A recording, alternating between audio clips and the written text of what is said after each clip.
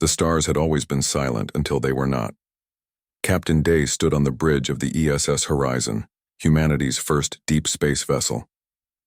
His hands gripped the railing as he watched the viewscreen display something impossible. A massive structure floated in the darkness larger than any moon. It was not natural. The geometric patterns and glowing lights made that clear. How long until we reach it? Day asked. Lieutenant Hana checked her console. 30 minutes at current speed, sir. The ship had been traveling for 6 months. Earth had sent them to investigate strange signals coming from this sector. Nobody expected to find anything like this. The structure was a station, perhaps a city. It belonged to someone, and that someone was not human. Slow our approach, Day ordered. Send the greeting message again. They had been sending messages for the past hour. Mathematical sequences, prime numbers, images of Earth and humanity. So far there had been no response. The silence made everyone nervous. Engineer Tay spoke from his station. Captain, I am detecting multiple energy signatures. The station is active. Very active, Day nodded. Weapons? Unknown, sir. But there is enough power there to destroy us 100 times over. The crew exchanged worried glances. They had no weapons. The horizon was built for exploration, not combat. Humanity had no enemies among the stars because they had never met anyone else. Until now. Suddenly the viewscreen flickered. A face appeared. It was not human. Large eyes, blue skin, a mouth, but no nose. The alien looked at them with an expression that might have been curiosity. Greetings, Day said slowly. We are humans from the planet Earth. We come in peace. The alien tilted its head. For a moment nothing happened. Then it spoke. The words were strange, musical sounds that made no sense. The universal translator that linguist G had built began working immediately. After a few seconds, the alien's words became clear. You are not registered, the alien said. Your vessel is primitive. Your biology is unknown. How did you achieve faster-than-light travel? Day felt his heart race. They had so many questions, but he needed to be diplomatic. We developed it ourselves. We are a young species. This is our first time meeting other intelligent life. The alien's large eyes widened. Developed it yourselves? Impossible. All species receive the technology after proving they are ready. Who gave it to you? Nobody, Day answered honestly. We built it over many years. Trial and error. Many failures before success. The alien disappeared from the screen. For several minutes there was only silence. The crew waited, tense and uncertain. Had they said something wrong? Was this first contact going to end in disaster? When the alien returned, it was not alone. Several other beings stood behind it. Different colors, different shapes, but all watching the humans with intense interest. This is unprecedented, the blue alien said. In 10,000 years, no species has achieved faster-than-light travel without assistance. You must come aboard our station. The council will want to meet you. Day looked at his crew. This was the moment they had dreamed about and feared. Is it safe? We mean you no harm, the alien replied. We are the Galactic Federation. We maintain peace and order among 300 species. If you truly developed this technology alone, you are extraordinary. We must understand how. After a brief discussion with his officers, Day agreed. A small team would board the station. Himself, Hana, G, and Tay, 4 humans about to set foot in an alien world. The docking procedure was smooth. The station's technology adjusted itself to accommodate the horizon. When the airlock opened, they found themselves in a massive corridor. The gravity felt right. The air was breathable. The aliens had made it comfortable for them. A group of beings waited. The blue alien from the screen stepped forward. I am Ambassador Vrel. Welcome to Station Unity. Please follow me. They walked through corridors that defied imagination. Beings of all shapes and sizes moved about their business. Some flew, some walked, some seemed to float. Technology that seemed like magic surrounded them. Holographic displays, floating platforms, walls that changed color and shape. Vrel led them to a large chamber. Inside, dozens of aliens sat in a circular arrangement. This was the council, the leaders of the Federation. They all turned to look at the humans. Counselors, Vrel announced. I present the humans of Earth. An alien that looked like living crystal spoke first. You claim to have developed faster-than-light travel independently. This is a very serious claim. If true, you would be the first species in recorded history to do so. Day stepped forward. It is true. We can provide all our research, our designs, everything. We did not know other intelligent life existed. We explored because we wanted to know what was out there. A gaseous being that floated in a containment suit spoke next. Why did you not wait? Why did you rush into the unknown unprepared? Because waiting is not in our nature, Day replied. Humans are curious. We explore. We discover. We push boundaries. It is who we are. The crystalline being made a sound like chiming bells. Curious.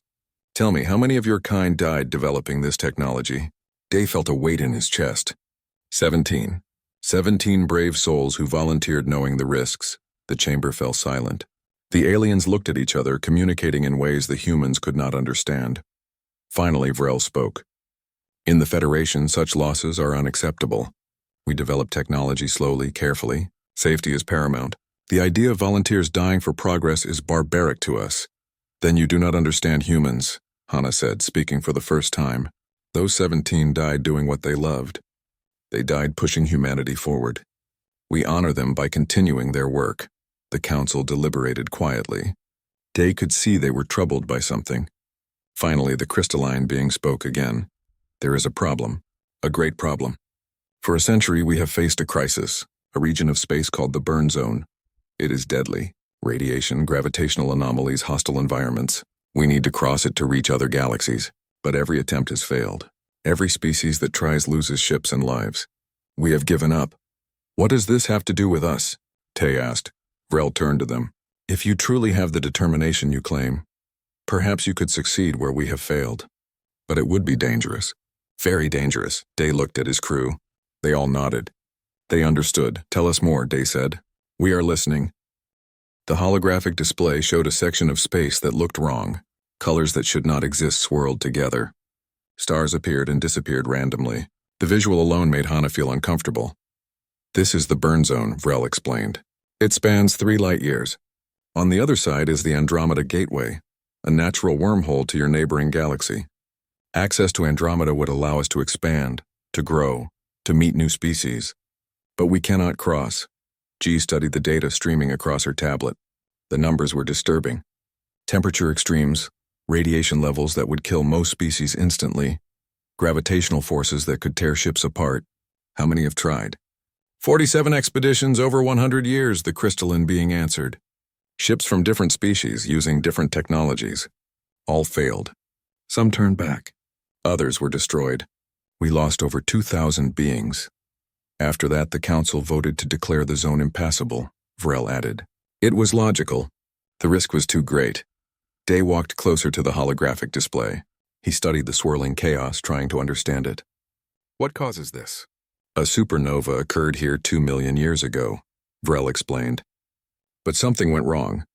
The explosion created a permanent instability. Space itself is damaged. The laws of physics do not work correctly in there. Tay rubbed his chin thoughtfully. Has anyone tried mapping a path through it? Finding the safest route? Many times, another council member spoke. This one looked like a floating jellyfish. But the zone changes constantly. A safe path one day becomes deadly the next. There is no pattern, no predictability. Hana looked at the captain. This sounds impossible. Most things do until someone does them, Dee replied. He turned to the council. Why do you think we might succeed? Vrel's large eyes studied them carefully. Because you are different. Your biology, your thinking, your determination. Every Federation species evolved on safe worlds. Peaceful environments. You evolved on a death world. Death world? G asked. The jellyfish being pulsed with color. Earth is classified as a Class 9 hazard world. Extreme weather. Deadly predators, diseases, natural disasters. Most Federation species could not survive one day on your planet without extensive protection. Yet you thrived there. You evolved to handle stress, danger, adaptation. The crystalline being chimed in agreement. Your bodies produce adrenaline, a chemical that makes you faster and stronger in danger. You have redundant organs.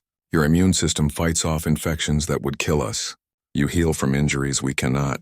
You are built for survival. Day had never thought of humanity that way. To him, Earth was just home. Normal. But seeing it through alien eyes, he began to understand. Humans were tougher than they realized. There is more, Vrel continued. Your psychology. You mentioned 17 died developing your faster-than-light drive. You mourned them but continued. Federation species would have stopped after the first death. You have something we do not. You persist despite fear. You overcome despite odds. You do not give up. You want us to attempt crossing the burn zone, Day said. It was not a question. We want to offer you a partnership, the crystalline being said. Help us cross and humanity will be welcomed into the Federation as full members. You will have access to all our technology, all our knowledge, all our resources. Your species will advance 1,000 years in mere decades. It was a tempting offer, everything humanity had dreamed of. But Day was careful. And if we fail? Then you fail trying, Vrel said simply. No shame in that. Many have failed before you. The captain looked at his crew. Hana seemed nervous but determined. She was already calculating probabilities in her head. Tay looked excited by the engineering challenge. They were ready, but this decision was too big for just 4 people. We need to consult with Earth, Day said. Our leaders must decide. Of course, Vrel agreed. We will provide a direct communication link. Speak with your world. They were given private quarters on the station. The rooms were strange but comfortable. Technology adjusted to their needs automatically. That night, they opened a channel to Earth. The time delay was minimal thanks to Federation communication systems. The President of Earth appeared on the screen. Behind her were military advisors, scientists, and diplomats. Everyone wanted to hear about first contact. Day explained everything. The Federation, the Council, the offer, the burn zone. When he finished, there was a long silence. Let me be clear, the President said.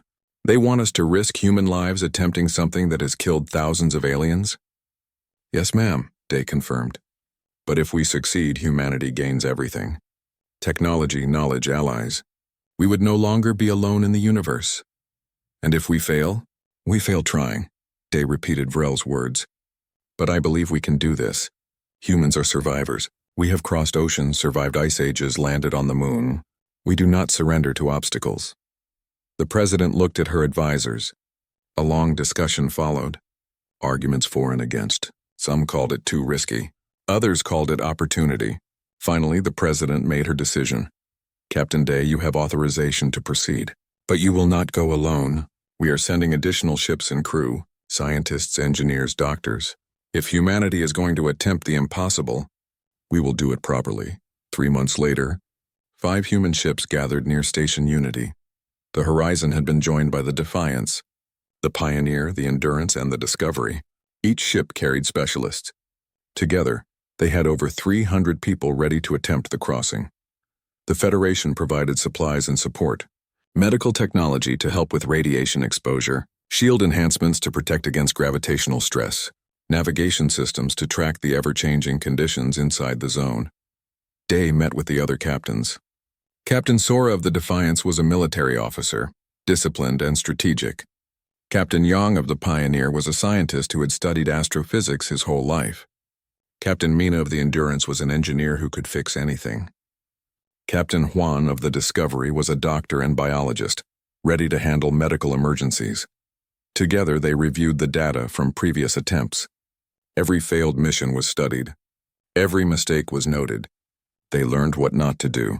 The key is adaptation, Yang explained. We cannot plan for every situation. We must react and adjust. That is our advantage. Humans are good at improvisation. We also need to take care of each other, Mina added.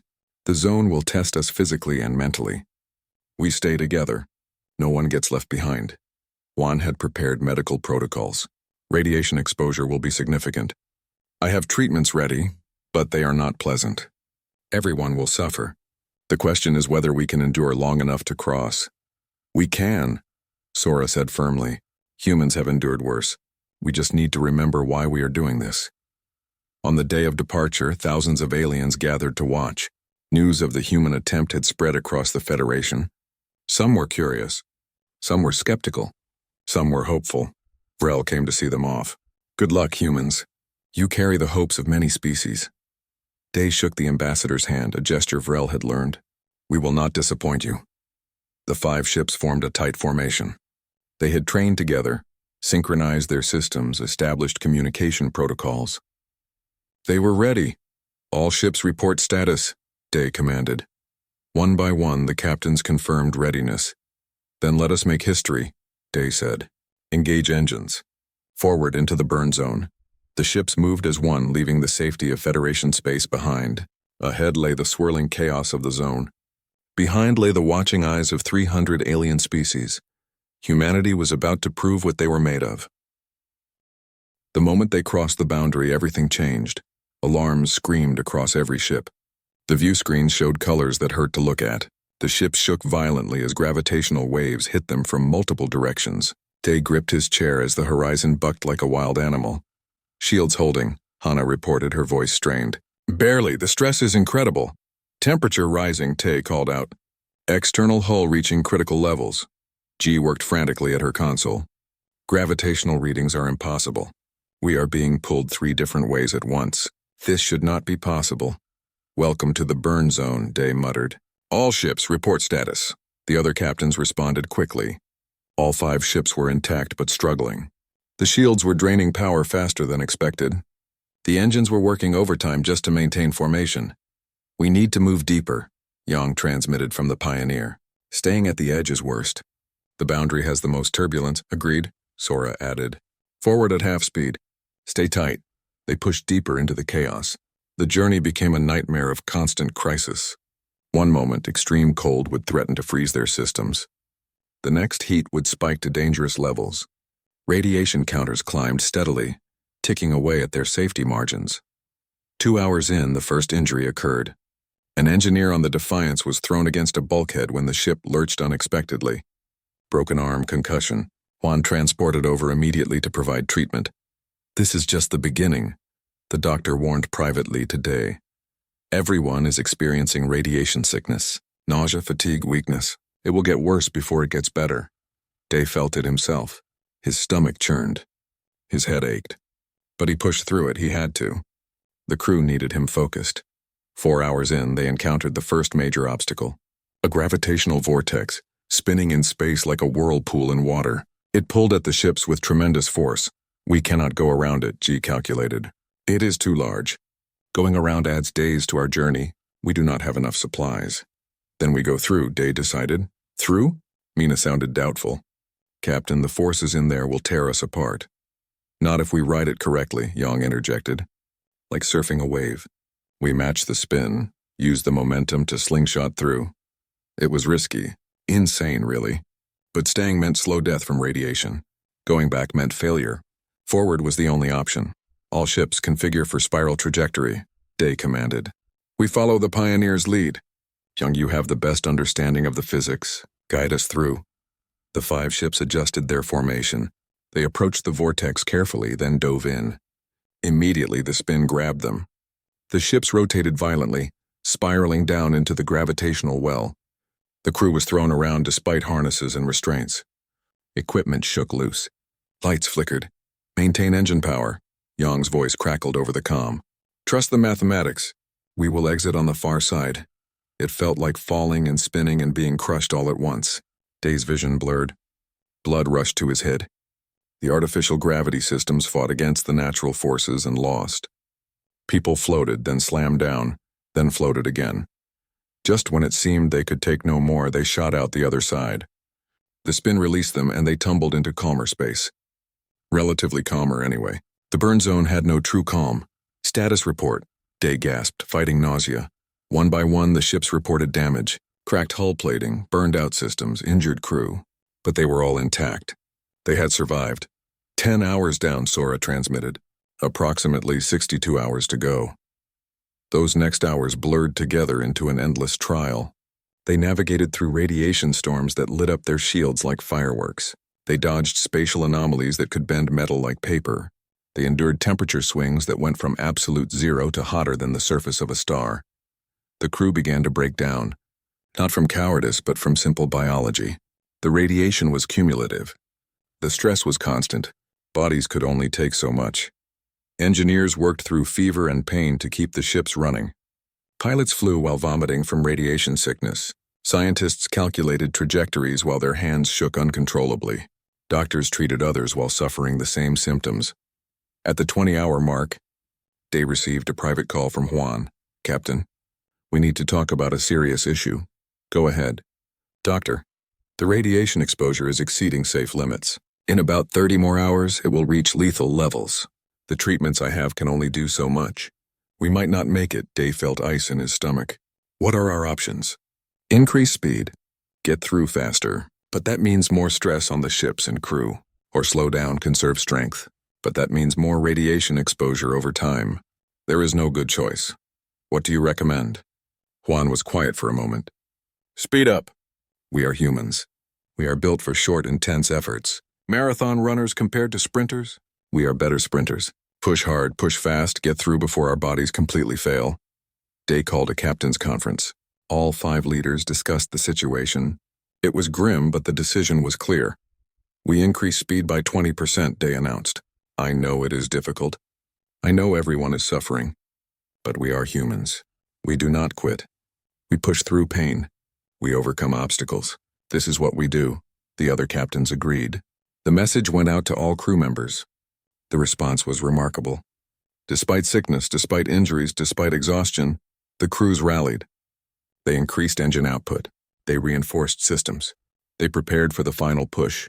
The ships accelerated into the heart of the burn zone. The stress increased. More systems failed. More people collapsed. But they kept going. At the 40-hour mark, the Endurance lost main power. Backup systems kicked in, but they were limited. Mina worked miracles keeping the ship moving, rerouting power from life support to engines. Her crew wore emergency suits and breathed bottled air. At the 50-hour mark, half the people on the Discovery were too sick to work. Juan and his medical team struggled to keep everyone alive. They shared oxygen, shared medicine, shared hope. At the 60-hour mark, communications between ships started failing. The radiation interfered with everything. They could barely see each other on sensors.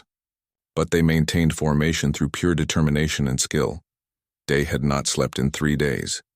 His body screamed for rest, but he refused. Not yet. Not until they were through. He sat in his captain's chair, watching the instruments, watching his crew, watching the path ahead. Hannah collapsed at her station at hour 63. Day caught her before she hit the floor. Her eyes were unfocused, her skin pale. The radiation was winning. Get her to medical, Day ordered. A crewman helped carry her away. Tay took over her console despite his own shaking hands. Captain, I have good news, I think. The readings ahead are changing. The chaos is lessening. The edge of the zone? Dee asked, hope rising. I believe so. Another 9 hours. Maybe 10. 10 more hours. It sounded like forever. But it also sounded like survival. They could do this. They had to do this. Day opened a channel to all ships. All crews, this is Captain Day. We are approaching the edge of the burn zone, 10 more hours. I know you are hurt. I know you are sick. I know you want to stop. But we are almost there. Push for 10 more hours. Give me everything you have left. Give me one final effort. For humanity. For Earth. For everyone watching. Across all 5 ships, people heard the message. In medical bays, in engine rooms, on bridges, in corridors. Humans who could barely stand forced themselves upright. Humans who could barely see focused their eyes. Humans who could barely breathe took deep breaths and prepared. They would make it. Because that is what humans do. They endure.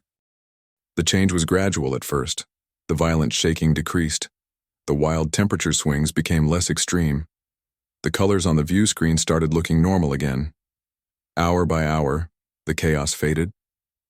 Day watched the radiation counter. It was still climbing, but slower now. They were leaving the worst behind.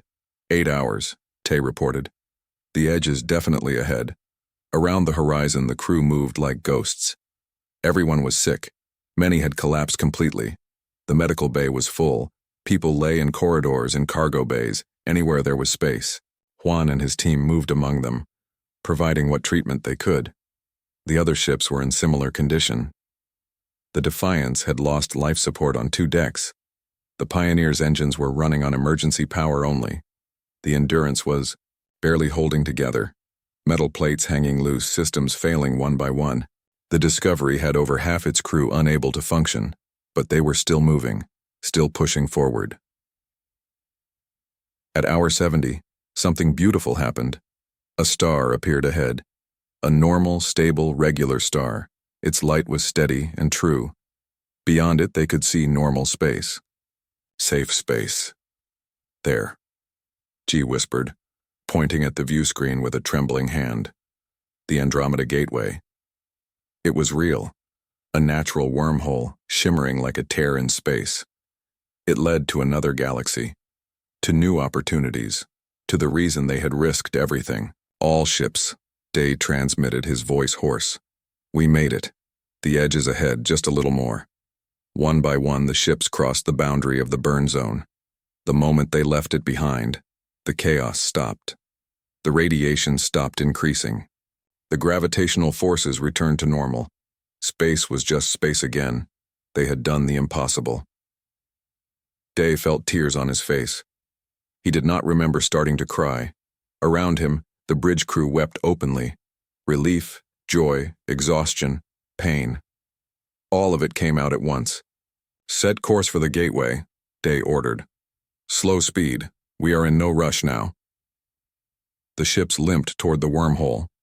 They moved slowly, carefully, nursing their damaged systems. It took another 6 hours to reach it. As they approached, sensors detected something. Ships. Lots of ships. Federation vessels waiting on the other side of the zone. Hundreds of them. They came to watch, G said softly. They wanted to see if we made it. A transmission came through. It was Vrel's voice, but the ambassador sounded different, emotional. Human ships, this is Ambassador Vrel. We have been monitoring your progress. We watched you enter the zone. We saw you survive things that should have killed you. We witnessed your determination. On behalf of the Galactic Federation, I say this. Welcome. Welcome to the other side. You have earned your place among the stars. More transmissions followed. Congratulations from the Council, messages of amazement from various species, offers of assistance and medical aid. The Federation fleet moved forward to help. The human ships were barely functional. They needed repairs, supplies, and most importantly, medical treatment. Federation medical vessels approached, carrying doctors and technology far beyond human capabilities.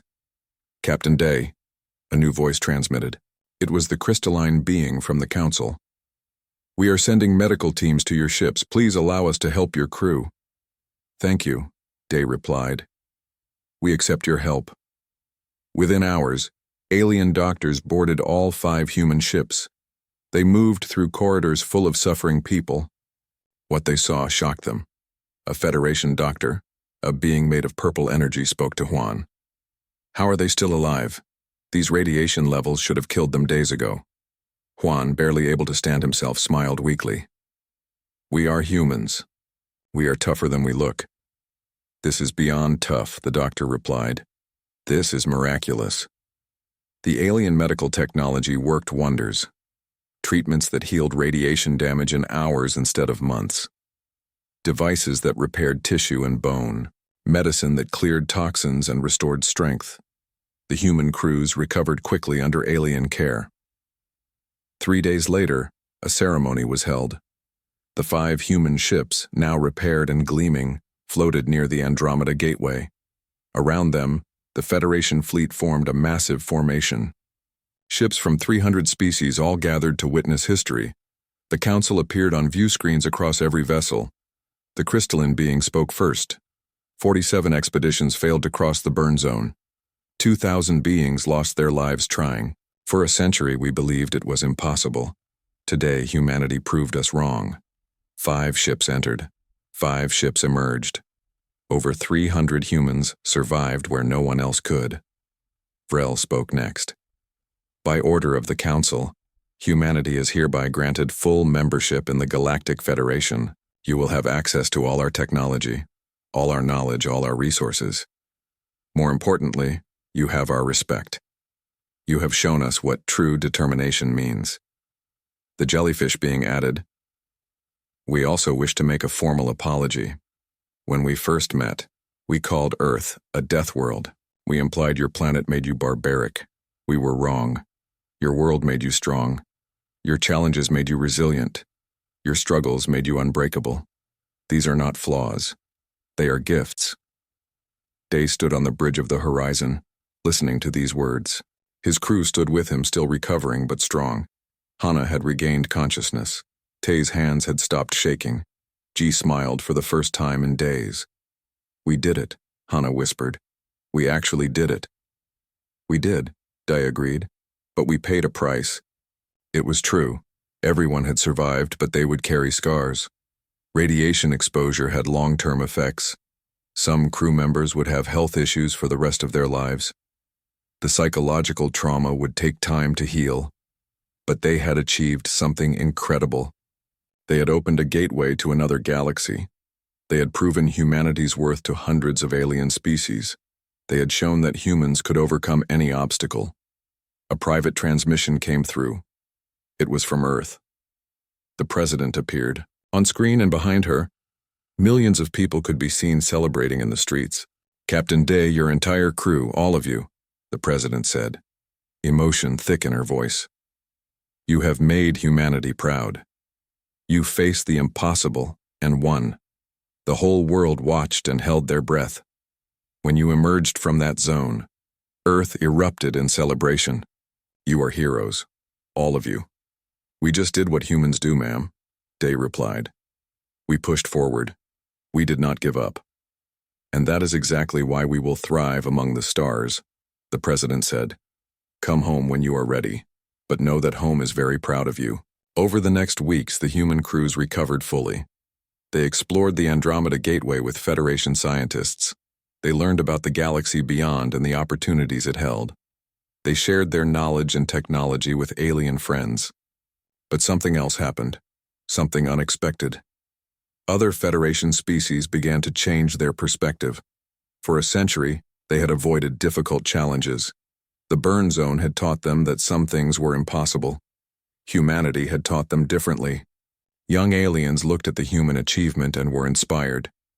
If these newcomers could survive the impossible, what could they themselves achieve? The Federation had become comfortable, safe, cautious. Humanity had reminded them that progress requires risk. Vrel visited the horizon one last time before the human fleet returned to Federation space. The ambassador found Dee in the observation deck, looking out at the gateway. "You have changed us," Vrel said simply. The Federation was stagnant. We had stopped dreaming of the impossible. You reminded us why we explore the stars in the first place. "We just wanted to cross the zone," Day replied. "No," Vrel disagreed. "You wanted to achieve the impossible. That is different. That is human." The ambassador paused, then continued. "I must tell you something. When we first detected your ship, the Council debated whether to make contact. Some feared you. Your world, your biology, your capacity for violence. Earth has more wars in its history than any Federation world. Some wanted to quarantine you, to limit your expansion. And now?" Day asked. "Now we understand. Your violence comes from your struggle. Your aggression comes from your determination. Your refusal to surrender comes from millions of years surviving a deadly world. These traits make you dangerous, yes, but they also make you incredible. The Council has voted unanimously. Not only are you welcomed, but you are valued. Humanity will help push the Federation forward into a new age of exploration." Day felt humbled by these words. "We will do our best not to disappoint." "You already have not," Vrel assured him. The burn zone was just the beginning. There are other impossible challenges waiting. Other zones, other barriers, other mysteries. The Federation needs humans to help face them. "We will be ready," Day promised. As Vrel left, Day remained in the observation deck. He thought about Earth, about home, about the journey that had brought them here. Humanity had reached for the stars and found friends among them. But more than that, they had found purpose. They were no longer alone. They were part of something bigger, and they had proven their worth. 6 months had passed since humanity crossed the burn zone. The galaxy had changed in ways no one expected. Captain Day walked through the corridors of Station Unity. The place that once felt alien now felt familiar. Humans moved freely among hundreds of species, working together, learning from each other, building friendships that crossed the boundaries of worlds. He was no longer captain of the horizon. That ship had been retired, placed in a Federation museum as a symbol of human achievement. Day now held a new title, Director of Exploration. The Council had created the position specifically for him. His job was simple in concept but difficult in practice. Lead missions to explore dangerous regions of space, places the Federation had deemed too risky, places that needed the human touch. Hana worked with him as his second-in-command. She had recovered fully from the burn zone ordeal and was stronger for it. Ji headed the linguistics department, helping humans and aliens understand each other better. Tae ran the engineering corps, teaching Federation species new ways to solve old problems. The other captains had found their own paths. Sora trained Federation security forces in human tactics. Yang worked with alien scientists to push the boundaries of physics. Mina revolutionized ship design by combining human creativity with alien technology. Juan established medical exchange programs between Earth and Federation worlds. Earth itself had transformed. With access to Federation technology, humanity had solved many old problems. Clean energy, abundant food, cures for diseases. But they had not lost what made them human. They still explored. They still pushed boundaries. They still refused to accept the impossible. More human ships arrived every month. Explorers, scientists, engineers, diplomats. Humanity poured into the galaxy with enthusiasm and determination. Some Federation species found it overwhelming. Others found it refreshing. Day arrived at a meeting room where the council waited. This was a special session. They had discovered something new, something that required discussion. "Thank you for coming, Director Day," the crystalline being greeted him. "We have a situation that requires human insight." A holographic display activated. It showed a region of space far from Federation territory. "This is the void," Vrel explained. "A massive area of complete emptiness. No stars, no planets, no light. We have detected signals coming from within it. Artificial signals. Someone or something is there." "You want to investigate?" Day said. It was not a question. "Yes, but the void is dangerous in different ways than the burn zone. It is empty, dark, cold. Ships that enter lose communication.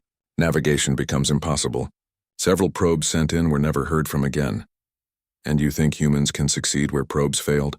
Day asked, the jellyfish being pulsed thoughtfully. "Humans survived the burn zone through determination and adaptability.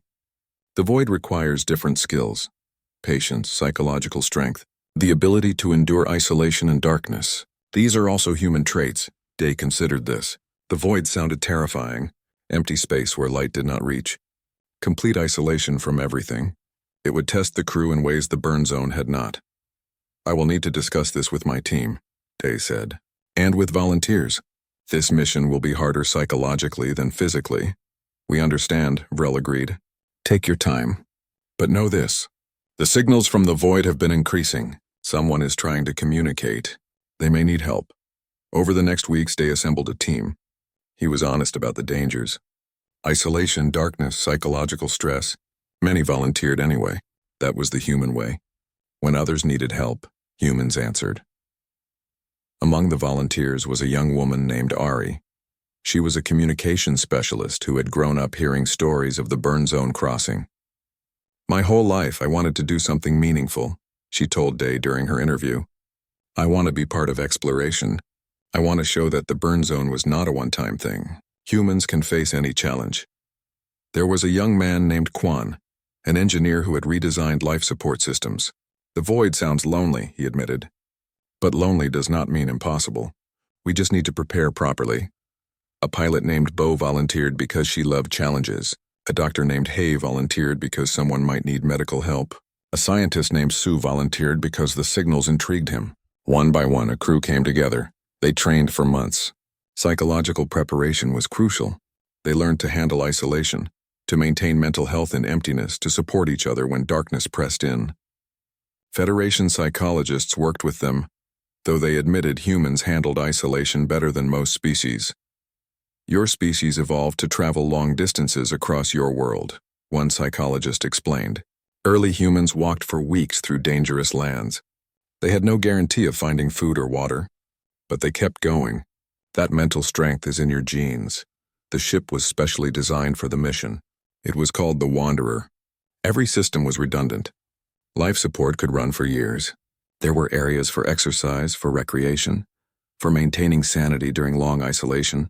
The day of departure arrived. The crew of 40 humans prepared to enter the void.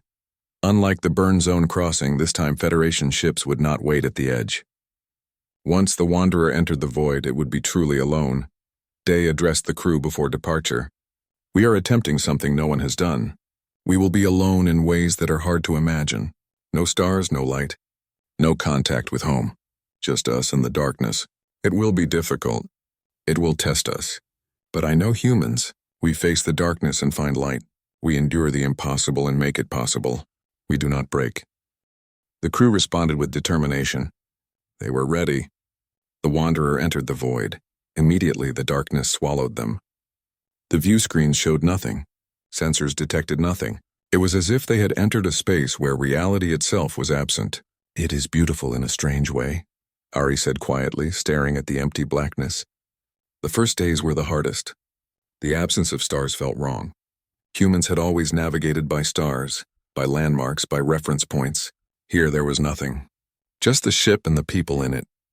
But they adapted. They created their own light, their own points of reference. They maintained routines.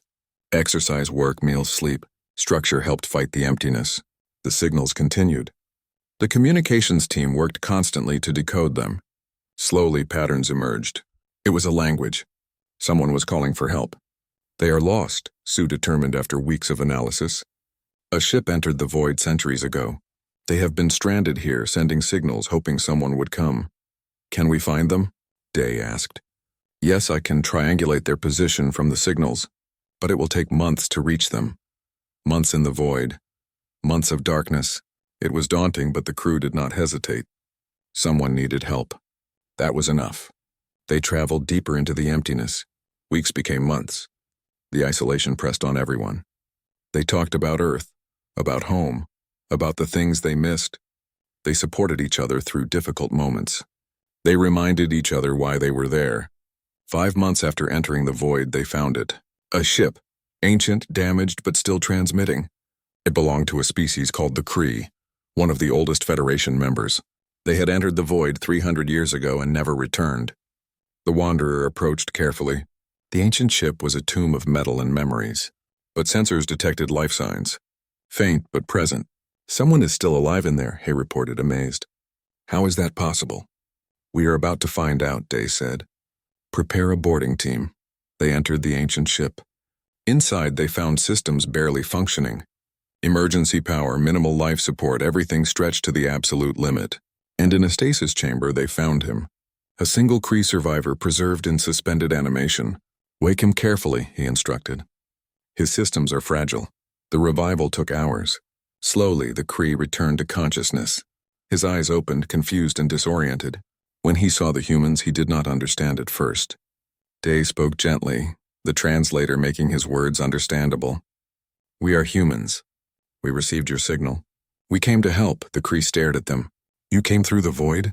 "No one comes through the void. We have been calling for 300 years. We are here now," Dai assured him. "You are safe?" Tears fell from the alien's eyes. "My crew, they are all gone. I was the only one who entered stasis. I waited so long. I thought no one would come." "You are not alone anymore," Hai said softly. "We will take you home." The return journey took another 5 months. The Kree survivor, whose name was Thek, slowly recovered. He told stories of his species, of the mission that brought them to the void, of watching his crew die one by one as they waited for rescue that never came. "Why did you risk this?" Thek asked Day one day. "Why enter the void for someone you never met?" "Because you needed help," Day answered simply. "That is what humans do. We help, even when it is difficult, even when it is dangerous." "You are remarkable beings," Thek said. "In 300 years I had given up hope. Then humans appear, a species I never heard of. You do what the Federation could not." When the Wanderer finally emerged from the void, the Federation fleet was waiting. News of the rescue had spread. Thek's people, the Kree, were there in force. When they saw their lost ancestor alive, the celebration was overwhelming. The council held another ceremony.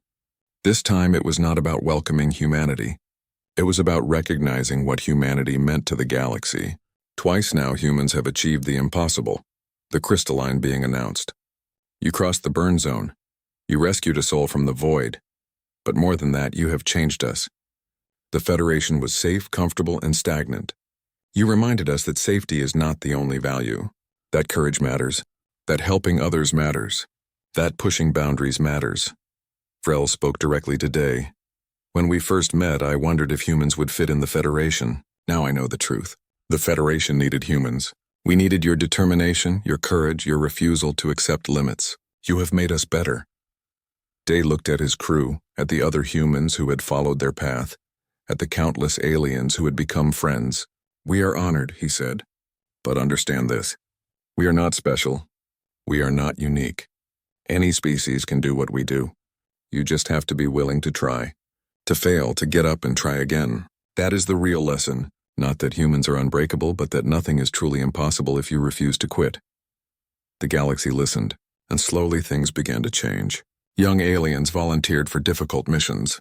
New expeditions launched to explore dangerous regions. The Federation stopped avoiding challenges and started embracing them. Humanity had not just joined the galaxy. They had inspired it. They had shown that progress required risk, that achievement required sacrifice, that exploration required courage. And in the darkness between stars, wherever challenges waited, wherever the impossible lurked, there would be humans, ready to push forward, ready to endure, ready to prove that nothing was truly unbreakable except the human spirit. The story of humanity among the stars had only just begun.